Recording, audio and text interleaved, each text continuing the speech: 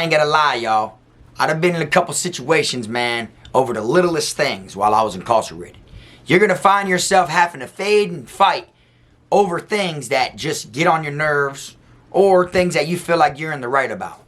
You won't believe what I found inside of my cell that made me tighten up my cellmate. But you're gonna find out in this video. Check it out. Haha, Dom the best. Finna be this way till I EOS. Take it how you want, nigga. Yeah, I'm a pro. Fuck around and bust your lot while you're at Vizzo. I hate to be this way, but I live for the moment. Waking up every day, show me an opponent. Shanks on deck, hitting bitch with a lock. So much pool, I can even start you from the box. You don't wanna pay rent, got me bent. Got lax on deck, your money was well spent. Vultures on the prowl, so don't try testing. Step 2, cause violent first steps finessing. You a hold down man, suitcase this. My cell phone and my charger don't walk with a limp. Get it knocked off or missing, you gon' get it. Next time I see your ass, you gon' leave airlifted. What's up, y'all? You already know, man. KFROG back in the building. Y'all go ahead and do me that solid favor. Make sure you hit that like and subscribe button. And also make sure you hit the notification bell so you can see it first. Welcome back to the channel, everybody. Today I'm going to be talking about another situation that I got myself in while I was doing time in Florida prison. Okay? When it comes down to getting in fights, brawls, wars, riots, whatever it is, there's always a small side to it, and there's always a major side to it. You know what I'm saying? Some feel smaller than the others, some feel bigger than the others. You know, but at the end of the day, when you're sticking up for what you believe is right and they're defending what they feel is right, you know, it's gonna make y'all bump heads one way or another. You get what I'm saying? If this is what you believe and this is what they believe, which actually contradicts each other, you know, then at the end of the day, of course, you're gonna have to, you know, get in there and do what you gotta do. For this one here, though, it's kind of different, you know. I 100% was right about the situation, so, you know, I wanted to fade my bunkie over it, and I'm going to let y'all know how it went. Now, to tell you a little bit about my bunkie at the time, this was one of them people that, like, you know, he was an addict on the streets, you know what I'm saying? All he used to talk about is when he used to get high on the streets, the type of drugs he used to do on the streets, partying, the females he'd sleep with, and how much drugs they were on together, and how bad and junked out they were on the streets and stuff like that, which, you know, I have nothing against people who choose to do what they do, whether it's drugs or not, you know. Everything ain't for everybody, you know, but at the same time, I could be cool with somebody, you know, that was an addict before, you know, or, you know, if they still carried herself that way, depending on where we're at and how lenient it is with the officers and stuff, you know, you can do as you please, you feel me? But we weren't in the type of institution that had that much leeway, which means them guards were on top of shit. Them guards were coming around faithfully. Them guards were searching the dorms, randomly shake down in cells, flipping lockers, bunks, and they were bamming people with confinement time over the littlest shit. You know what I'm saying? You literally get caught with a piece of coffee paper, which is literally just the paper that's, you know, on the outside of a single toilet paper roll, or it could be Bible paper, or it could be a C-fold napkin, and it's just painted with coffee, and people, you know, smoke them because they burn slow, you know? You can get caught with that, and they'll give you 60 days in the box at this institution that we were at. You see what I'm saying? Some other institutions, you know, they call 6180 marijuana. When you get caught with, like, real bud, that's called 6180 because they're going to give you 60 days in the box, and they're going to snatch 180 days game time. Well, this camp I was at, before the other camp that called marijuana that, they called their coffee paper 6180. You know what I'm saying? You get caught with a little ass piece of paper that you're going to roll tobacco with. Bam, they're going to give you 60 days. So they're not lenient at all. So the bunkie I got, you know, he always talks about drugs. You know, he likes to get high and stuff like that. And I used to tell him, look, you can do whatever it is you feel like doing. You know what I'm saying? But don't get the room hot. You know what I'm saying? Like, if you got homeboys that smoke, you know, and y'all could go smoke in their cell, try to do it as much as you can in their cell. And that's only because I got phone at the time. You see what I'm saying? So by me having a phone, I gotta stand on what I'm saying. You get what I'm saying? I can't risk taking a loss of a $600 jack just because you want to get high on a $2, $3 sack of Tunchi.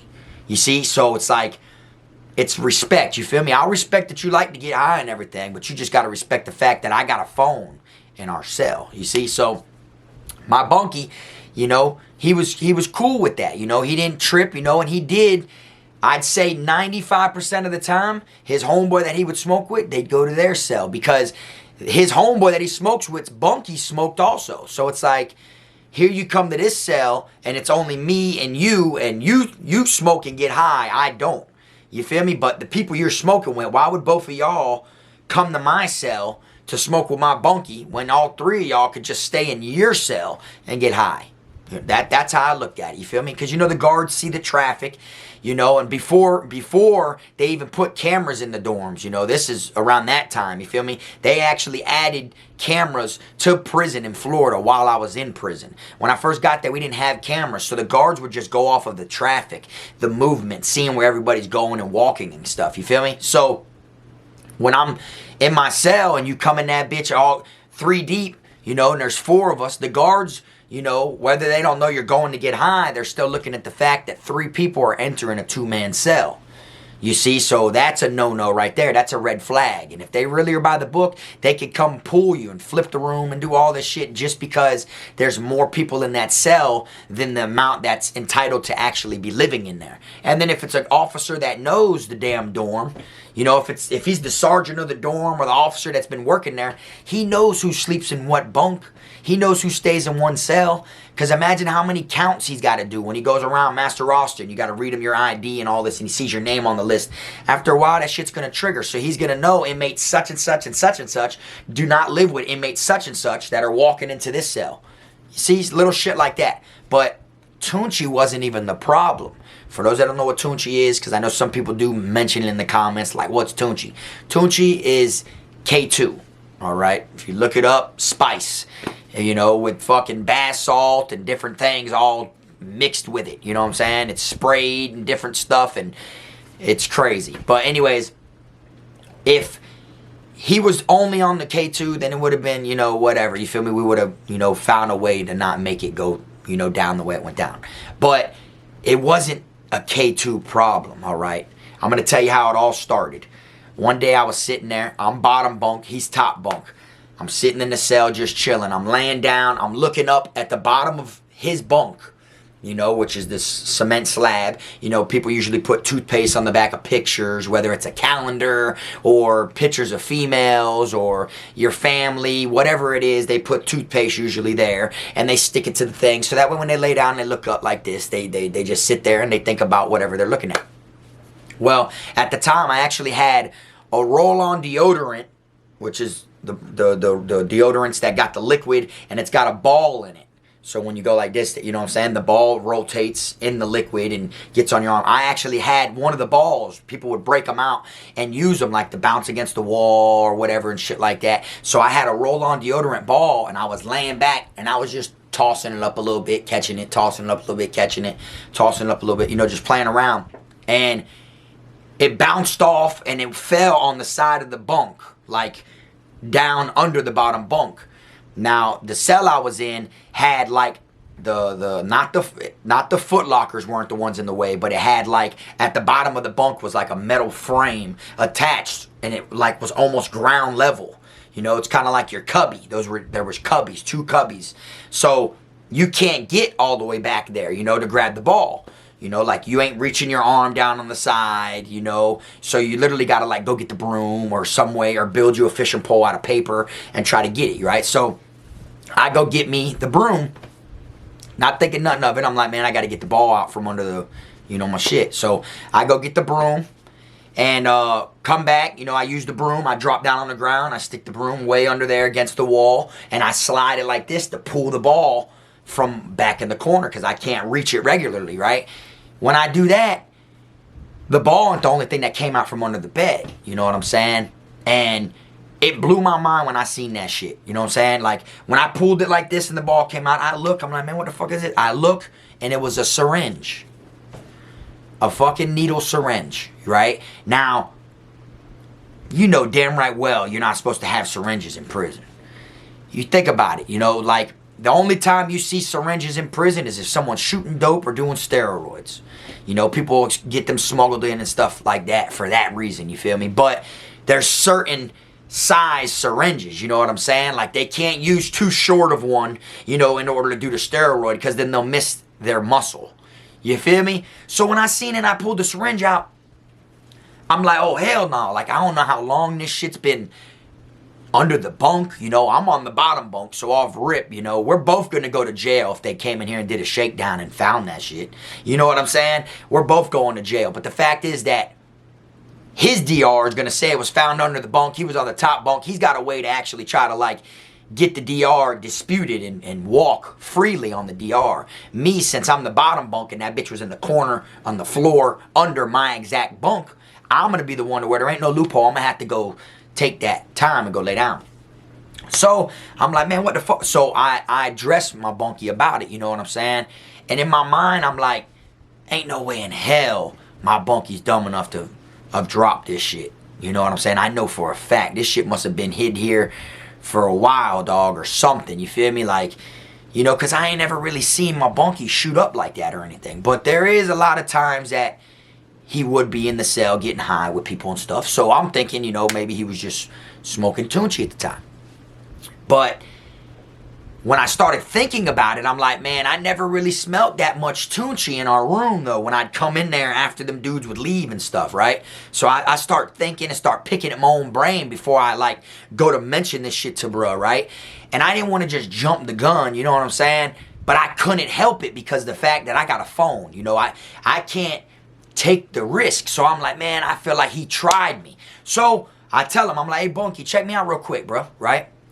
I said, bro, what the fuck is this shit, bro? And I pull out, it was literally a real deal, like from the streets or stolen from medical. And even in medical, you know, they don't have access that easily to get a needle, though. You know what I'm saying? So it's like majority, if it was that easy, people would be getting it in-house. But no, majority of it comes from the streets. So it's like, I knew that that shit was actually brought in some type of way. So when I say, hey, Bunkie, what the fuck is this, bro? Yada, yada, yada. I'm waiting for him to give me some type of excuse. You know what I'm saying? Like, oh, I don't know, bro. That ain't mine. Or you know what I'm saying? Or damn, someone must have left it in here or something like that. And he didn't. He straight up was like, what about it? I'm like, what you mean, what about it, bro? What you got this shit under my bunk, bro?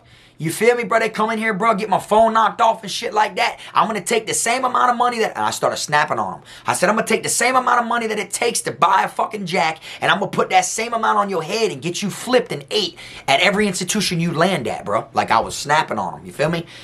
And he was like, oh, bro, it's just a syringe. It is what it is, bro. It's just a syringe, bro. What can we do about it now? What can we do about it now? I said, what can we do about it now? I said, man, get your puss ass off the bunk. Tighten me up. You feel me? Just like that. And he was like, oh, you want to fight me over my syringe? Whatever then. And he puts his socks on. He jumps off the bunk. You feel me? He didn't have no set or nothing like that. You know, like when he jumped off the bunk, he had his hands by his fucking side. Like, what are you going to do about it? What are you going to... You know, shit like that. And I said, man, you got me fucked up. And I rushed him. We start fighting. I ain't going to lie now. I hit him a couple times. He grabbed me. That junkie dog had some strength, bro. Like when he grabbed the hold of me, bro, he was like screaming and squeezing at the same time. That junkie had some strength, but he didn't know how to fight. You see what I'm saying? But I feel like after the fight, when he grabbed me like that and everything, and I was trying to get him off me, I couldn't get that junkie off me, though. Like that boy was like latched onto me. He had me, you feel me? And I was hitting him on his side, shit like that. He didn't know how to fight. But he was strong. After the fight, I started thinking about it. I'm like, damn, if he would have just like literally knew something and tried to like get me in a headlock, he could have broke my fucking neck, or he could have made me fall asleep and then stomp my fucking skull. He could have did whatever he wanted to do, but he didn't know how to fight. You see what I'm saying? And he was so offended that I had his syringe that he was really with the shits that time. You feel me? All other times, he never was really with it. We've gotten arguments before, and I used to try him and tell him, man, bro, you got me fucked up, bro. I'm finna whoop you, dog. You keep playing with me. You know, different things like that. And he, like, knew the boundaries, but when it came to, like, something of his drug-wise, he was with the shits. You see what I'm saying? And I was just mind-blown that I found a syringe in my room. You see, like I said, you see syringes and stuff, but... not like that, you get what I'm saying? Like, and this was in the beginning of my bid, so when I first seen it, it was like new to me. It wasn't like the end of my bid after I seen a couple throughout my, you know, my times and years that done went by. This was fresh to me, you know what I'm saying? And he was like, oh, I must have dropped it back there, yada, yada. It won't happen again, this and that. I've been looking for it. I didn't want to say nothing because I knew you were going to trip, this and that. And I'm like, bruh, how long you been looking for it? He's like a week. I'm like, a week? Bro, we just got shook down like 4 days ago. He was like, before then. So that means that the syringe itself made it through one shakedown. So it was actually in a good enough spot to make it through that shakedown. You feel me? Like, we got spared. Man, that shit made me even more hot. Made me more on fire. The fact that we were this close to getting caught. They already shook down the room while that shit was lost.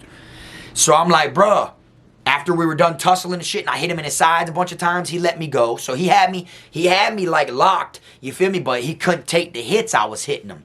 You know what I'm saying? So when he let me go, and when we were talking, and he told me all this shit, I was like, bruh, why you ain't tell me you lost this shit in the room?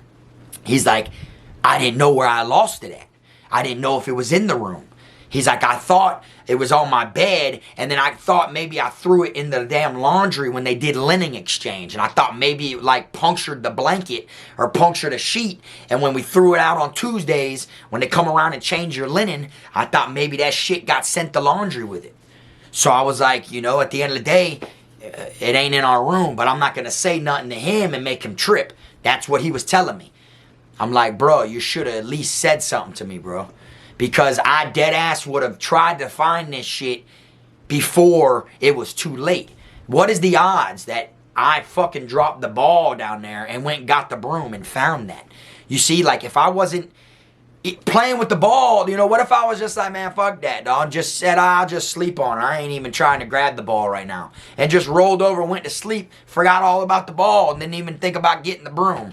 Or go down there to get the broom, someone's using it to clean their cell. And then I'm like, oh, I'll get it after them. And then I forget all about it. That would have been more days that shit was over there. Because the way it is, it's like, when I explain the cubbies that are under the cell, there's literally such a small gap from the floor to the cubby. Now, there's 2 cubbies, but in between the 2 cubbies is an opening like this, so you could see the wall all the way back there.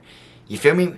Because it's 2 rectangles. Like, there's a cubby, and then you got a gap, and then you got the other cubby, but they're so low to the ground, you could see the floor all the way to the wall, but it's hard looking in between something that skinny from the bottom of that to the ground, you know, to see it, you know? You're not thinking of looking. It looks dark under there, you know? And that right there, bro, made it to where I was like, bro, I ain't with these people that are getting high in my room. Right there drew the line to where I'm like, even if I'm cool with you or not, and even if I don't want to, like, you know, be disrespectful to people who do their time their certain way, I still had to, like, draw the line with my bunkies after that. Any bunkie I had after that had to draw the line and was on some shit like, I don't want none of that shit in the room. Because the fact that I would have went to confinement over that, and then, to be real with you, they probably would have hit me with outside charge. You know, just due to the simple fact, whatever could have been left on the tip of the needle, or, you know, they know that shit came from the streets. You feel me? So then I'm like, I ducked and dodged a bullet that I didn't even know was coming. All because my bunkie didn't want to say nothing. He was thinking about himself. That's why you got to be careful about who you're in the cell with. You know what I'm saying? You got to make sure there's a mutual respect. Because just like you respect that he gets high, you respect that he does what he does, they got to respect that you get money, you got phones. Y'all got to respect each other, dog. Or if not, if they're only thinking about their self, it's not, you know, if you get caught, it's when you get caught. Because you're eventually going to get caught for something. And I'll tell you what, there isn't no loss worse than you taking a loss due to someone else's actions. Due to someone else being sloppy, you know, dropping things that they forgot about, not keeping it 100 and telling their bunkie about them having it and losing it in the first place, and then bam, they blitz your room, find some shit your bunkie never even told you about. I can't even tell you how many times I've seen people go to confinement because their bunkie had a certain type of contraband that they never even told their bunkie. There'd be people that would let people try them, bully them, slap them even, and they'd never man up or never, you know, stick up for themselves or anything, and then when they do a shakedown, that same individual will have a hidden knife in their cell. Their bunkie never seen that coming. Like, I seen him get tried by 10 people, slapped in his shit and everything. Never sticks up for himself, and he don't even tell me he's got a knife in here the whole time. And now I'm in confinement doing 60 days for possession of a weapon that wasn't even mine, just because we're both in the same cell. You see what I'm saying? And I had to rough my bunkie up over this. You see? It just was mind-blowing, because I'm like, damn. Like, I could have literally just lost a $600 phone. Where I was at, and at the time, phones were $600 a pop. You see what I'm saying? So here I'm risk losing this over a fucking syringe that you left, that fell on the side of your shit. You know, like, I would have been fucking furious and even madder probably if I would have came in there one day and the shit was on my bunk. You know, like falling down from the top bunk along the wall, and then like not falling evenly down and just bouncing and landing on my bed. Like, me coming in and seeing that would have just made it to where I would have tried to whoop them that day rather than taking the risk a week later almost. You feel me? But I would have been happier that happening, because then I would have seen the shit first court. Like, bro, what the fuck? Hey, bro, hey, bunk, man, you got me fucked. You know, like that. But the fact that that shit fell and landed down under there, and he didn't even, you know, and then all that took me to do was put the broom under there and go like that and get it.